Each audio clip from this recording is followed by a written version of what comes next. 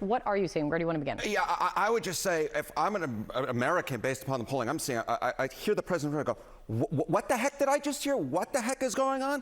One of the most politically tone-deaf statements I've ever heard, and you can see it in the numbers right here. Americans don't like the inflation. They hate the inflation. They don't love the inflation. They hate the inflation. Inflation net approval, minus 50 points or worse, 50 points underwater or worse. Total polls per president. Trump in 2026, already at least eight polls in which his net approval rating on inflation or the cost of living is negative 50 points or worse.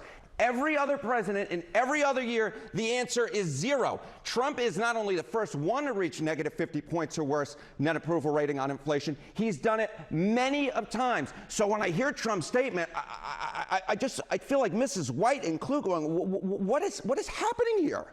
A big aspect, and one of the first things that people track in terms of the cost of living is the cost of gas prices. Yeah. And how are people feeling about Trump and gas prices? Yeah, okay, so you see this historic number right here. You know, Trump being the first one ever to get minus 50, he's done it multiple times. No other president's done it. How about an 80% disapproval on gas prices, which of course is fueling this frustration with inflation? Take a look here. The only president with an 80% disapproval rating on gas prices of all time is Trump.